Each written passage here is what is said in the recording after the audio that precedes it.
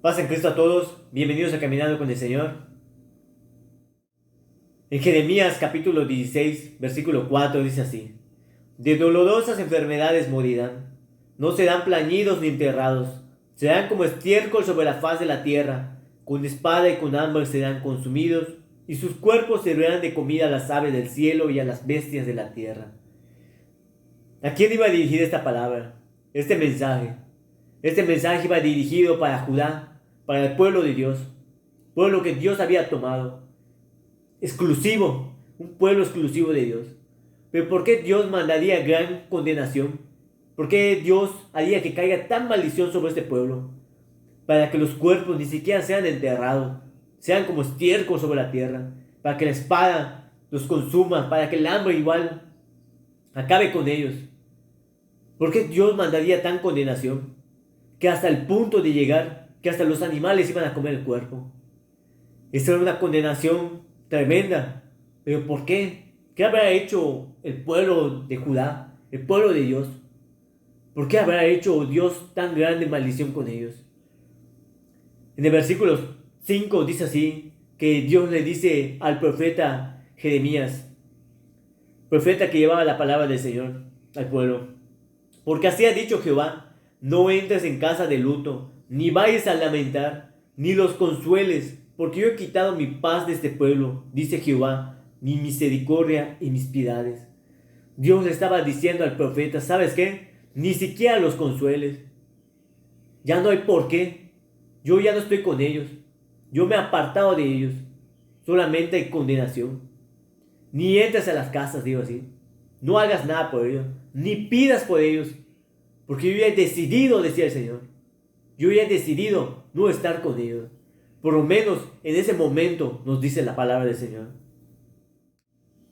La misericordia de Dios, su paz y su piedad es lo que a nosotros nos ayuda. Por eso nosotros aún seguimos vivos. Es por eso que Dios nos tiene paciencia. Porque tiene puesto en nosotros su paz. Tiene puesto su misericordia y su piedad. Sin eso, nosotros no habría por qué tenemos que seguir viviendo. Si nosotros supiéramos que Dios ya no va a tener eso en nosotros, ya para qué seguir viviendo, ¿verdad?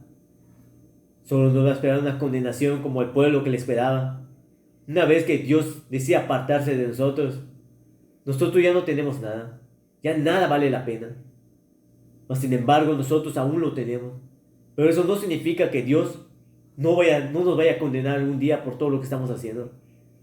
Al contrario, la palabra nos dice que sí hay condenación, pero aún no es el tiempo, no ha llegado, porque Dios aún tiene su misericordia y la piedad. Imagínense si Dios les quitara la paz.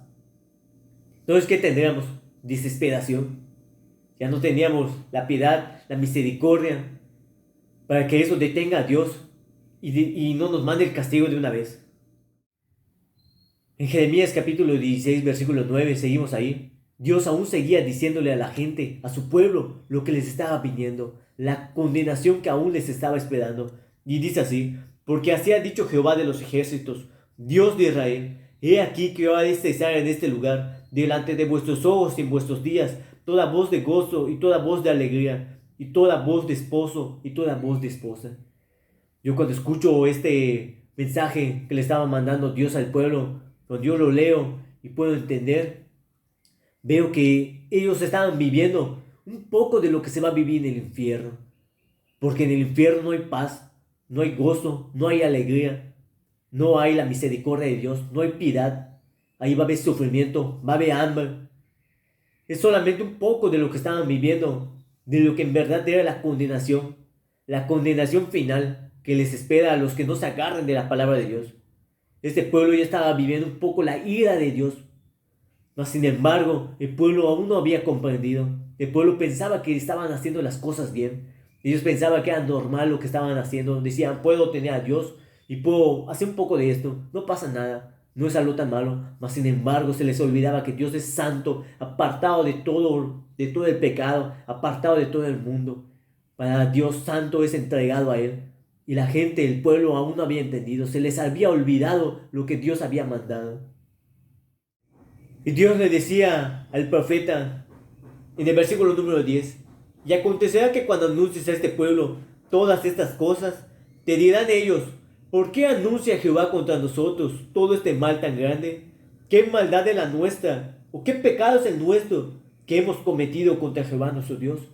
El pueblo ni siquiera entendía por qué les estaba viniendo todo eso, o por qué se les había anunciado toda esta condenación, esta maldición que les estaba viniendo. El pueblo no lo entendía, y tal vez porque tenían su templo allá, y la gente iba y oraba, ofrecía sacrificios, ofrendas a Dios, y decía: nosotros obedecemos a Dios. Pero la gente hacía otras cosas que a Dios no le agradaban, que Dios es santo, y a la gente se le olvidaba que Dios es un santo. ¿Y qué es lo que Dios estaba pidiendo? Porque Dios, cuando es santo, está apartado de todo el mal, apartado de toda la inmundicia. Y la gente quería tener las dos cosas: quería tener a Dios y quería hacer otras cosas que Dios prohibía. Y la gente ya se le había vuelto algo normal. Decía: ¿es algo normal esto? Nosotros lo hemos hecho hace tiempos, igual nuestros padres. Y nosotros decimos así: ¿qué gran mal? Si nosotros igual estamos alabando a Dios, si nosotros igual estamos adorando a Dios, nosotros no hemos cometido ningún mal. En el versículo número 11 dice así: entonces les dirás: porque vuestros padres me dejaron, dice Jehová, y anduvieron en pos de dioses ajenos, y los sirvieron, y ante ellos se postraron, y me dejaron a mí, y no guardaron mi ley. A la gente se les olvidó que Dios ya había dejado una ley, que se les había olvidado que solamente hay un Dios, al cual es digno de la honra y alabanza. Y sin embargo la gente empezó a darle culto a otros dioses. Mas sin embargo en la Biblia, cuando está escrito dioses, que no es Dios Jehová, Dios Todopoderoso, está escrito con D minúscula, que significa dioses falsos, porque solamente hay un Dios. Mas sin embargo, no hay que sernos tontos, y sabemos nosotros que nosotros estamos dándole honra y culto a otras cosas, ante estatuas. Ahorita creo que hay más de 1000 vírgenes en todo el mundo, a cuales todos se arrodillan. Y ellos piensan que esas estatuas los oyen, y le piden, y les hacen promesas. Y hay un montón de santos igual, a los que la gente agarra y se arrodilla, y dice: solamente los veneramos, solamente es para acordarnos de ellos. Y entonces, ¿por qué le prendes vela? ¿Por qué hablas con él? Si uno es tu Dios, a uno solamente le tienes que servir, a uno solamente amarás. Mas sin embargo a la gente se les había olvidado. Y estamos hablando de 2700 años atrás, que la gente aún hacía lo mismo. Y eso aún ha quedado. Y nosotros decimos: ¿será que Dios ha cambiado? ¿Será que Dios va a pasar lo que estamos haciendo? No. Dice Dios: ustedes han pasado sobre mi ley, le dice a su pueblo. Mas sin embargo, aún nosotros hacemos lo mismo. En el versículo número 12 dice así: y vosotros habéis hecho peor que vuestros padres, los anteriores. Porque he aquí vosotros camináis cada uno tras la imaginación de su malvado corazón, no oyéndome a mí. Esta es la palabra de Dios. Y Dios dice así: ¿quieres escucharme? Lee esto. ¿Quieres saber lo que yo te digo? Lee esto. Mas sin embargo muchos dicen así: no, es que yo le prendo mi veladora a mi santo, es que yo le pido a él, porque me han dicho que él cumple el milagro. Y Dios dice así: se han ido no oyéndome a mí, no escuchándome, me han dejado. Y nosotros queremos tener a Dios, y queremos tener a nuestros dioses igual, porque decimos: igual ellos cumplen milagros. Y Dios te dice así: tú no me estás escuchando, tú no estás entendiendo que aquí está mi palabra. Tú tienes que hacer lo que yo te digo. Solamente si cumples esto vas a tener vida eterna. Tus dioses no te van a salvar. Dios te lo dice. Es tu imaginación que cree que te escuchan, que crees que ellos te cumplen tus milagros. El mal ha utilizado cualquier método, cualquier medio para arrastrarte al lugar donde Él va a estar. Él no quiere estar solo, Él quiere estar acompañado. Yo te voy a decir algo, amigo. Si tú buscas en internet, tú podrás ver que hasta los ladrones tienen su santo. Antes de ir a robar, agarran y le piden a su santo que todo salga bien. Dios dice así: no mezcle lo santo con lo inmundo, te dice la palabra de Dios. Mas sin embargo, igual dicen así muchos: no, es que si tú puedes acudir a Tadeo de cabeza, te va a cumplir tu deseo, él va a volver, tu novio va a volver. ¿Qué es eso? No seamos tontos, no nos hagamos tontos, porque lo hacemos y creemos en esas cosas. Mas sin embargo, ¿qué nos dice la palabra de Dios acerca de esas personas que creen todo eso? En Isaías 44, desde el versículo número 18 al 20 dice así: no saben ni entienden, porque cerrados están sus ojos para no ver y su corazón para no entender. No discurre para consigo, no tiene sentido ni entendimiento para decir: parte de esto quemé en el fuego y sobre sus brasas cocí pan, hacé carne y la comí. Haré del resto de él una abominación, me postraré delante de un tronco de árbol. De cenizas alimenta su corazón engañado, le desvía, para que no libre su alma, ni diga: no es pura mentira lo que yo tengo en mi mano derecha, diciendo: es un santo, está hecho de madera. Dios te dice así, no entiende, esas personas no entienden que parte de eso hizo una cosa, otra cosa, y de último hace una abominación, y se arrodilla y le pide, y se postra, y la adora, y luego lo llama a Dios. Y no es que lo diga a Dios con palabras, sino con hechos, porque solamente hay un Dios. Dios dice: cerrados están tus ojos, para que no veas. ¿Cómo podrías abrir tus ojos? ¿Cómo uno podría saber qué es verdad y no? Creo que para eso dejó Dios su palabra, para que nosotros nos guiemos de allá. Mas sin embargo nosotros no hemos querido entender. Estamos tercos y decimos no. Y Dios te dice: tú sigues tu propio pensamiento, tu malvado corazón. Y mucha gente va a decir: bueno, pero si la imagen que yo tengo, entonces es el Hijo de Dios. Entonces si es el Hijo de Dios, entonces yo sí puedo adorarla y le puedo pedir. Porque entonces si ese sí es el Hijo de Dios, es Jesús. Tengo mi imagen de Jesús crucificado. Entonces, si Jesús es Dios, entonces no hay problema, la gente va a decir. Mas sin embargo, en Jeremías 53:2 dice así: subirá cual renuevo delante de él, y como raíz de tierra seca, no hay padecer en él, ni hermosura le veremos, mas inatractivo para que le deseemos. Una profecía 700 años antes de Jesucristo. Decía cómo era Jesucristo, que no iba a tener hermosura, no iba a tener atractivo, no iba a tener padecer para que lo deseemos. Mas sin embargo, cuando vemos tus imágenes, las imágenes que tienen en sus casas y todo eso, su pelo largo, rubio, ondulado, ojos cafés, ojos azules, ojos verdes, blanco, su cara refinada, todos tienen la imagen de Jesús ahí. Y se imaginan que Jesús es así. Y la imagen se ha hecho y la misma. El cabello el cabello no cambia, el cabello siempre es largo, hermoso, cejas delineadas. Mas sin embargo, la palabra de Dios nos muestra que Jesús no era así. Jesús no era hermoso, ni tenía buen parecer, ni era atractivo, y tampoco es pecado que yo lo diga, porque la palabra de Dios dice la verdad. Y yo te estoy hablando de la verdad. Una profecía de cómo iba a venir Jesucristo, cómo iba a ser su apariencia, y la misma palabra te dice que para que lo deseemos. ¿Ni qué le íbamos a desear? ¿Cómo se iba a fijar la gente de él si no tenía nada que nos atraiga? Al parecer en su físico, mas sin embargo la palabra de Dios dice para que lo deseemos, para que deseemos la palabra, porque Jesús lo decía: la palabra que yo he hablado no es mía, es de mi Padre. Y lo único que podíamos desear de Jesucristo entonces eran sus palabras, sus hechos, sus obras que estaban haciendo, para que nosotros podamos creer que Él es el Hijo de Dios y que Dios está hablando por medio de Él, porque Dios es verbo y Jesús cargaba la palabra. Mas sin embargo, nosotros decimos: no, es que Jesús es así, es que así se me ha enseñado, el padre de mi iglesia lo dice, el sacerdote igual, y él no se puede equivocar.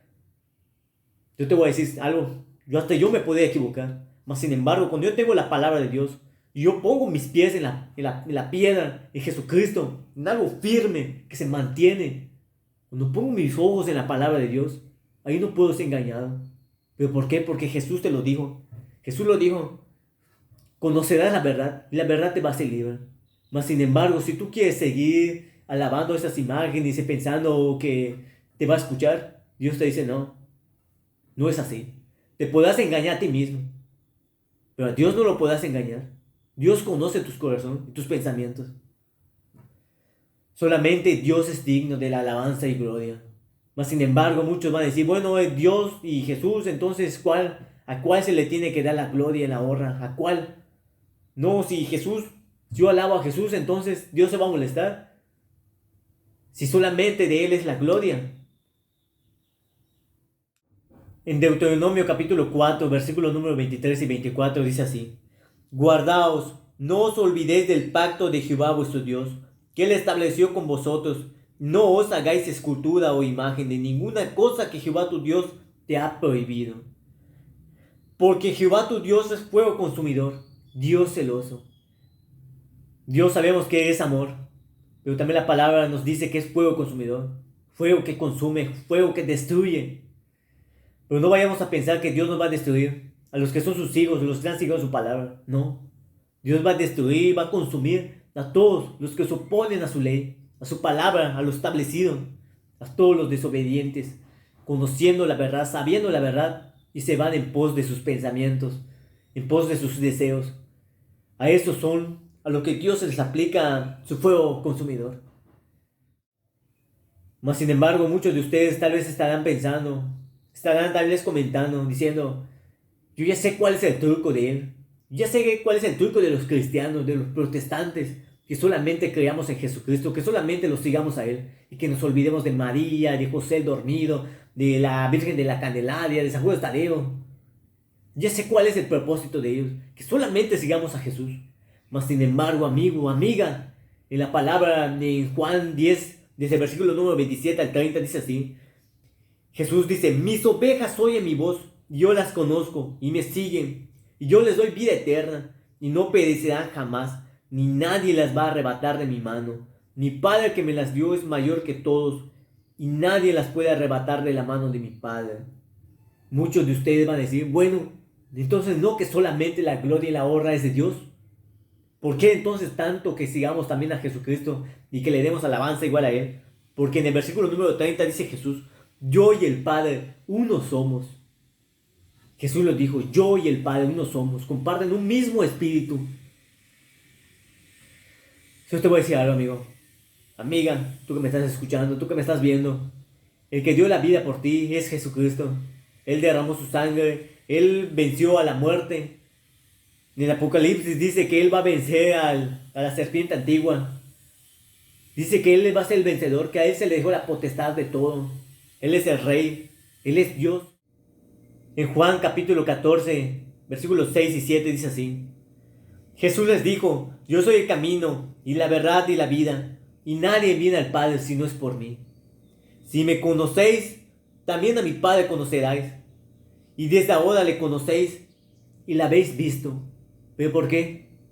Por la palabra de Dios. Puedes conocer al Padre. Y Jesús lo dijo, y dijo, yo y el Padre uno somos. Entonces no hay ningún pecado, no hay ninguna condenación a los que están en Cristo Jesús. Que el Señor te bendiga y te guarde.